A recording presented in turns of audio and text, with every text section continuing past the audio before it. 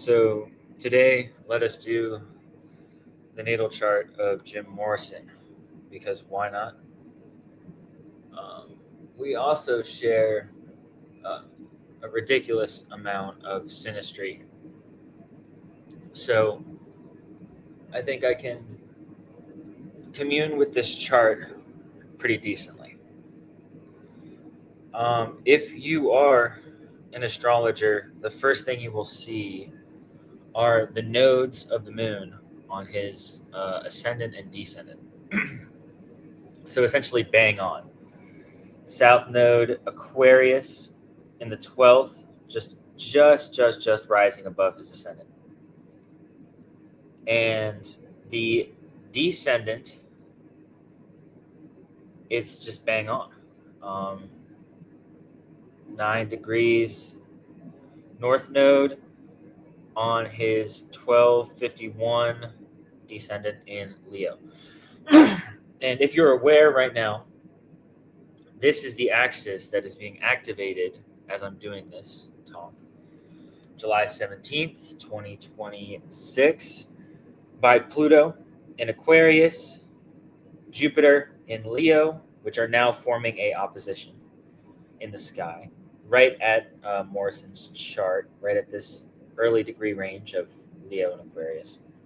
And this is also where the upcoming eclipses will be, because the nodes are entering into Leo and Aquarius in just a couple of days from Pisces and Virgo. So Morrison's chart, you're looking at someone whose soul path, right, when you have North Node and Pluto conjunct, his soul is moving in the direction of the North Node and Pluto. There's an intense gravitational pull here towards his descendant. This is a dangerous chart, and I wouldn't need to know much about his life to say that. Although obviously, right, we do. He's a pop cultural figure. The entire gravity of his soul is moving outward in relationship. So, I mean, he has an empty first house, and his south node is right on his ascendant. And not only is his first house empty and his south node on the ascendant, but his rising sign is Aquarius. Aquarius is itself a transpersonal sign. It is the Uranian archetypal sign of genius, breaking barriers, and also obviously Morrison was primarily active in the 60s, uh, wherein, of course, we had um, an extreme Uranus Pluto aspect, right? So we're looking at the Uranian Plutonian dynamic here. 60s, the age of the hippies, the beatniks, countercultural revolution, Vietnam War protests, the student riots in Paris. You're looking at a period of time where there was a breakthrough in consciousness towards liberation. So we're already dealing with the Aquarian axis to the nth degree, Aquarian Plutonian signature. And as you can see at the top of Morrison's chart, he has Scorpio on the midheaven, which is his career visibility or his public visibility. So he presents Scorpio to the masses in late degree Scorpio, advanced Scorpio. Also has a 0 degree Venus. 0 degrees, 22 minutes in the ninth house.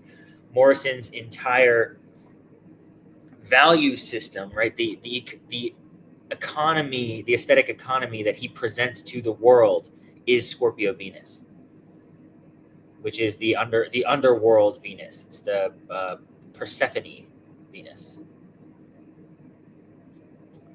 So when you see this fixed sign activation that we have here with Morrison, you have the moon square the nodes, Pluto on the north node. This is an incredibly difficult chart. It's essentially a fixed grand cross without the without a 9 degree Scorpio signature. My Venus is 9 degrees Scorpio. So I can understand this quite well. I have a fixed Grand Cross in my chart. Um, what he's dealing with is this profound, regenerative, shamanic, creative impulse that is entirely devoted to the world. It is the entire gravity of his chart is expression, third house, Taurus, Venus, or Taurus, Venus rules Taurus, but Taurus moon. So this very grounded, earthly, emotional expression, which is in direct, almost direct opposition to this very wild, outward, Persephonean Scorpio Venus at 0 degrees. It's a rough opposition, and that itself is the fixed Grand Cross. That is the completion of the fixed Grand Cross, slightly out of orb compared to the other three signatures, which are the North Node, South Node, and his Taurus moon. Having Pluto on the North Node is already a signature. The soul, the gravity of the evolution or the advancement of the soul is almost foregone. This person is being pulled by a vacuum of profound force and energy towards this evolutionary path. The soul is coherently moving forward into the North Node, which is directly on his descendant. Profound, creative relationship, performative relationship in the world, expressing Scorpio Venus themes. Because here we're looking at the relationship to Pluto. Anytime we're looking at Pluto rulership, we're looking at placements in Scorpio. And you can see his midheaven is at the end of Scorpio, so the vast majority of his Scorpio house is actually the 9th house. It's late degree Scorpio midheaven. So an expression of philosophical Scorpio themes of transformation, death, regeneration, shamanic underworld journey that is being projected out into the world in an advanced way through this creative, performative locus of the soul. And why this is so dangerous, again, is because his entire life and soul experience is outward into relationship. You can also see the Lilith Jupiter conjunction in Scorpio. Or in Leo. That is an explosively erotic, performative persona on top of the already extreme Plutonian themes, which are advancing radically outwardly into the world through performative being. Solar performative being. And the issue is having Leo in the first house, as I have, would be a much more grounded solar presence of self that you would return to, a regenerative form of self. Having Aquarius in the first house is a distant, almost dissociated self-center. Not to mention, in the fourth, we have Gemini.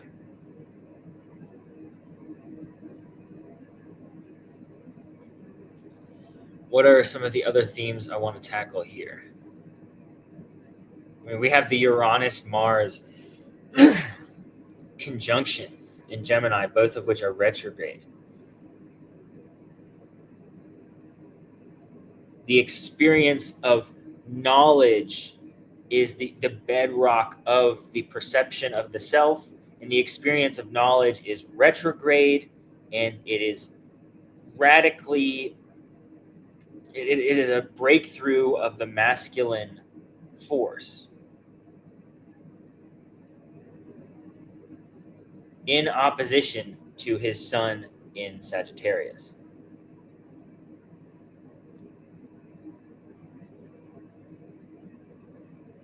There's a lot of intellectual activity in this chart.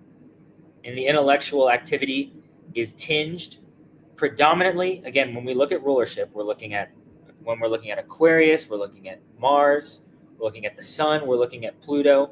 It is fixed. It is radical, performative, and underworld psychology in this blend of these highly activated planetary placements, as well as where these planets are placed in the chart archetypally in the sign signature and the house signature.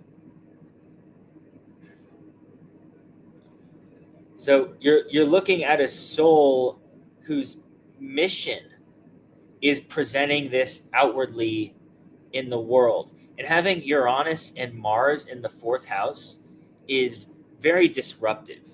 It's foundationally disruptive. And already Gemini is a very surface level communicative sign. It is not a foundation, it's not a home, it's not a base. He also has Saturn retrograde, but that's in the fifth with Gemini. There's a sense of the self being propelled outward into the world over and over again. You have the sun in the 10th, Sagittarius.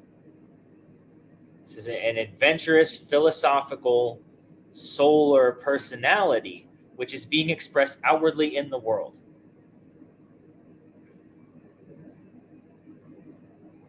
And then there's this emotional interior towards the bottom of the chart with a Venus moon or a Taurus moon, which suggests a very grounded sensuality. It's the one thing at the base of the chart that is holding this personality within a self-center. Otherwise, his solar activity is continually being thrown outward into the world by this Uranus-Mars retrograde in the fourth. Again, at the bottom of the chart.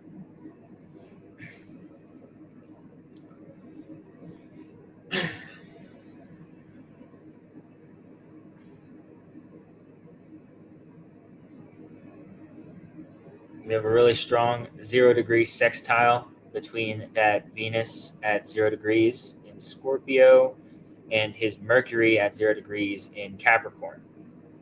This is a very disciplined communicator who is communicating outward to the community, again, expressing 0-degree Scorpio themes. So essential Scorpio themes of transformation.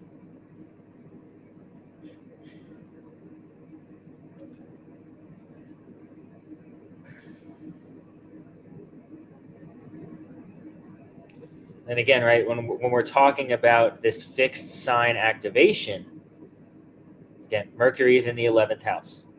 We have the nodes in Leo and Aquarius.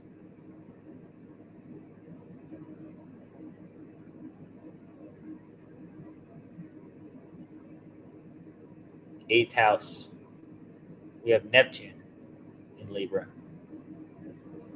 Dissolution between self and other, which is again a shamanic signature, which is trine to his fourth house, Uranus, Mars, and square to his 0-degree Mercury.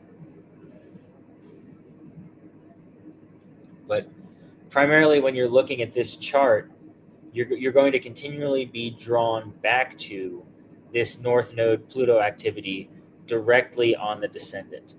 It's just an incredibly direct, invisible signature of the soul's path toward which all of these other archetypal dynamics, primarily personal, because otherwise we're really more so looking at the transpersonal activity of his generation, accepting, of course, that Mars Uranus conjunction in the fourth, which is a deeply personal signature because of Mars, the speed and locality of Mars. You're looking at a planetary activity which is ultimately in service to this North Node Pluto function on the descendant in Leo.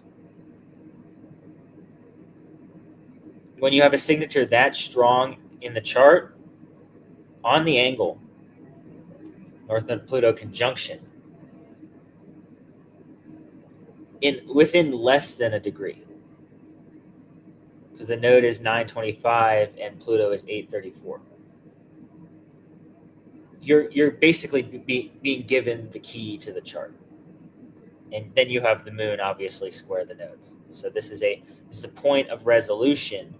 The soul is attempting to resolve this moon Taurus theme, which is perhaps really one of the only grounded. It's that moon Taurus and it's that Mercury Capricorn, one of the only grounded themes. But Mercury and Capricorn in the 11th is communicating to the community with precision, and through this labor, this continual labor, which, as we see in the chart, is a creative labor. Activity in Leo, extreme activity in Leo. It's a creative, philosophical labor expressing Scorpio Venus themes.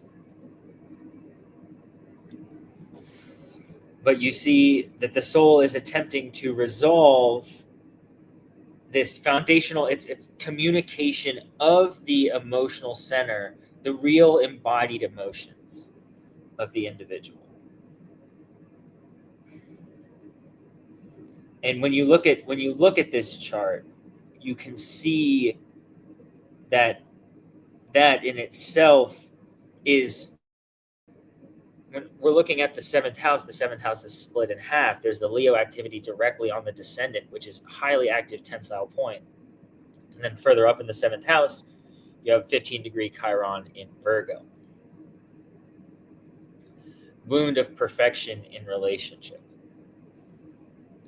So there's this underlying tension between this very, very, very intense plutonic theme of the soul, which is manifesting through the seventh house Leo, which is a theme of the wounded emotional body in relationship. And that the relationship themes are almost the entire activity of this individual. But the relationship themes are cut with public expression themes of transformation, death, and rebirth. This is an incredibly strong communicator with a 0-degree Mercury in Capricorn. But when you look at the opposition to that 0-degree Mercury, you're looking at the part of fortune in his chart, which is in Cancer in the 5th house. When you're looking at placements in Capricorn, I am always looking personally at where the release point is, because that's the emotional activity. It's the soul body in Capricorn or in Cancer.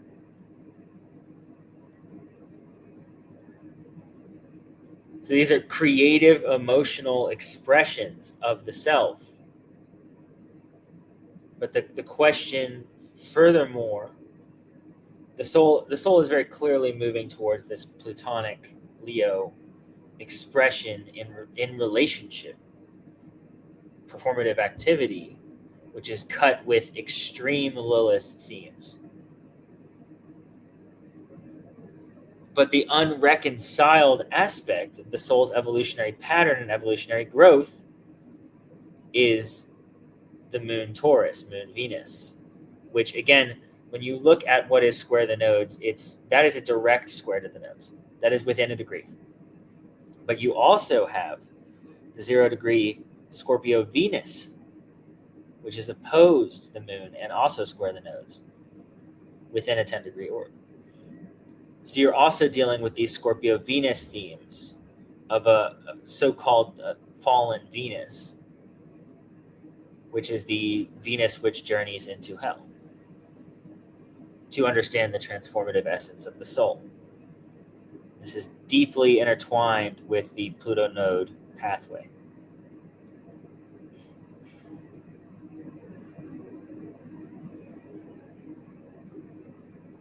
You're also looking at an out of sign opposition between Saturn retrograde and Mercury at 0 degrees Capricorn. Saturn retrograde in Gemini is interesting. It's fifth house. It's just a little bit out of the fourth house. So Gemini is fourth and fifth in his chart. Placidus.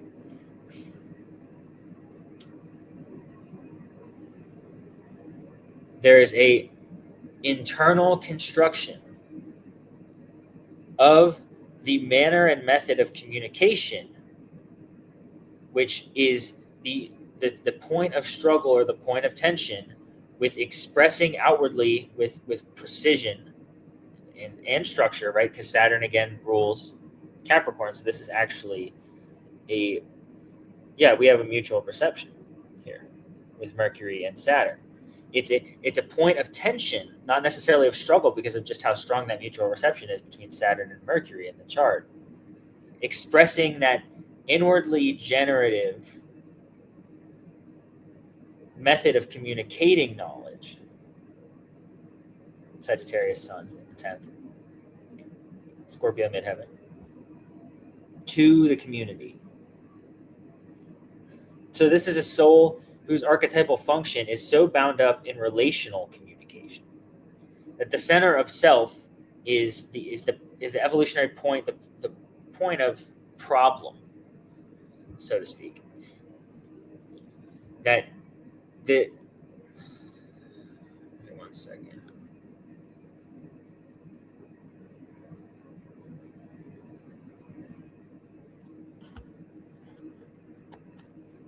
Go on.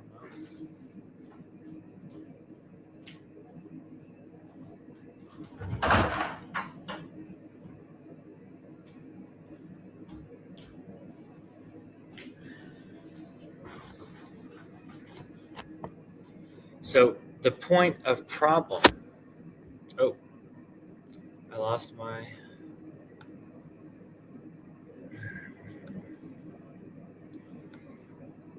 Is that the communication of the emotional body. This is all about relational communication and relational transformation. That this is an individual who is acting through a knowledge body which is personally generated out into the world, but not only out into the world, but an intimate personal relationship, individual relationship, attempting to express a profoundly sensitive Venusian emotional body through relationship in public. And this is the essential problem of the chart, the problem that the chart is attempting to resolve. But the strength of the Pluto North Node theme is so profound and so pressing that this entire chart is being propelled to the resolution of this theme. But the conflict or contrast is precisely in the definition of relationship, whether that is personal, intimate, emotional relationship or public communal expression of this soul's inner generated knowledge vision, creative knowledge vision, which is cut with Scorpio Venus themes at 0 degrees. And those are the essential archetypal dynamics of the chart.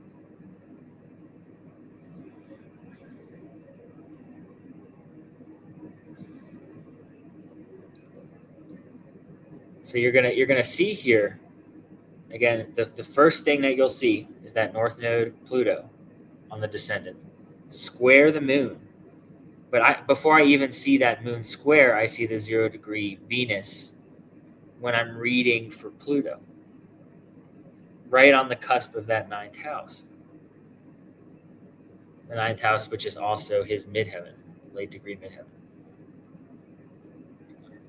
And there's that conflict between the top and the bottom of the chart, the outward expression and the inward reality, the emotional body, and this presentation of this transformative force. And then you look at and you see the ascendant with the South Node just behind it in the 12th house. This Piscean, obscured, you could almost say a mystical past a mystical hidden self-center, which all of this gravity is being thrust out of the first house, being thrust out of the house of personality into the house of relationship. And the tension between the house of personality and the house of relationship is cut dynamically in the fixed grand cross, with the bottom of the chart, which is the Cancerian foundational emotional center, in the top of the chart, which is where the solar self and the public persona, which is the scorpion persona, expression of Venusian values in Scorpio, lies. That's the essential dynamic tension of a fixed grand cross on the angles. And the fact that the fixed grand cross is so substantially weighted away from first house, and the IC is so disruptive, because when you look at the IC, you're looking at local activity not only in the third house but in the fourth house. And the local activity to the IC, the Uranus and Mars retrograde, are a much stronger, more direct presence in relationship to where that IC is actually located than the moon. Again, Uranus, Mars, both retrograde. This is a transformative, propulsive force of knowledge, communication, intellectual expression, the formation of an identity which is profoundly Gemini, again, in relationship to the opposition in the 10th of Sagittarius, where his sun is. This is a archetypal dynamic where information is traveling and continually being transformed from this inner center. Uranus, Mars, Saturn, all retrograde, which is an inner transformation of communication. Again, Mercury rules Gemini, in opposition to the public presentation of the Sagittarian philosophical self. This is the generative motion and the generative tension between what is being presented and what is being obscured and transformed within the fourth house container.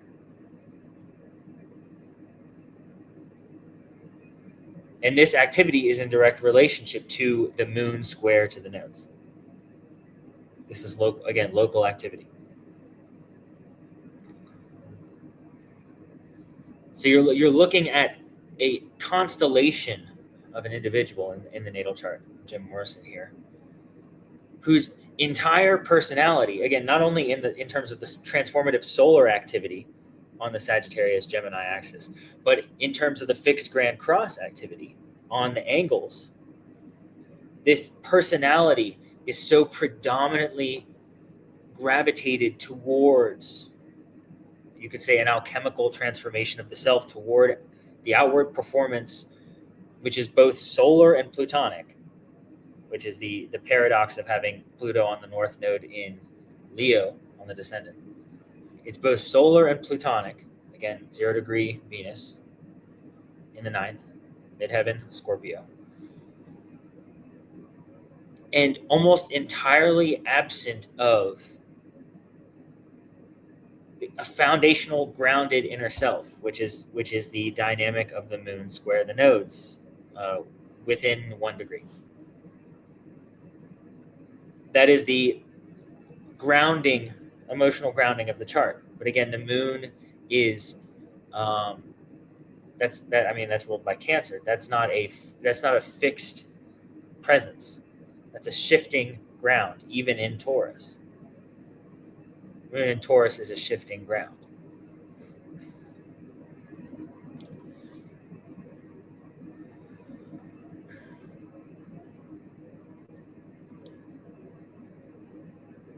So it's a really dynamic activity, but beneath it, you can see this bottomless sense of transformation occurring between Sagittarius and Gemini and the fixed grand cross.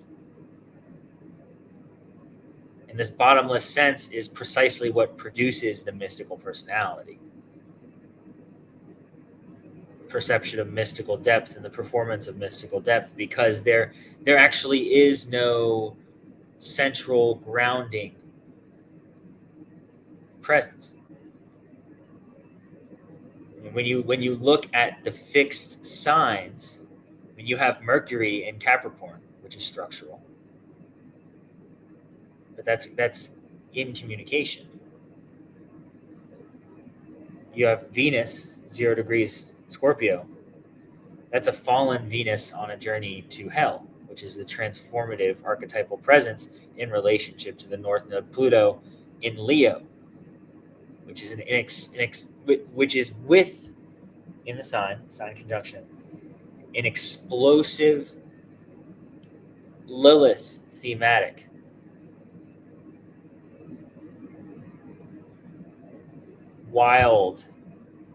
The wild feminine, so to speak. So when you're looking at a chart like this, you're seeing an incredibly powerful chart, a chart that is predominantly based around communication, knowledge, information, and the performance of knowledge, information, philosophical knowledge, information on the public stage, which is also almost indistinguishably the intimate, personal, relational stage. But that intimate, personal, relational stage is so fraught with transformative power, and a wild, erratic transformative power, that personal, relational stage is never actually really stabilized. But inwardly, there is this deeply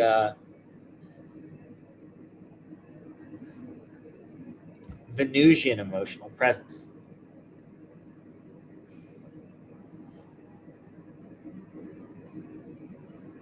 So then that makes me immediately think, moving from Taurus, we've looked at Mercury. Now we look at Chiron in the 7th in Virgo. A wound of perfection in relationship.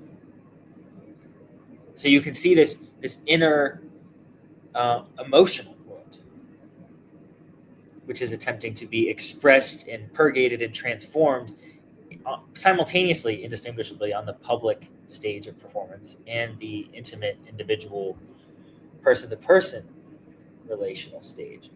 But that North Node Pluto on the descendant is so powerful. You look at that, the square to the moon in Taurus, and it's almost overcome by the force of this soul's desire to perform this performative Leonine act in relationship, which is essentially North Node Pluto on the descendant shamanic transformation. It's just that extreme. And everything else ends up becoming in service to that. It's an incredibly powerful Plutonic signature. So that is what I got. Jim Morrison's natal chart. I hope you enjoyed.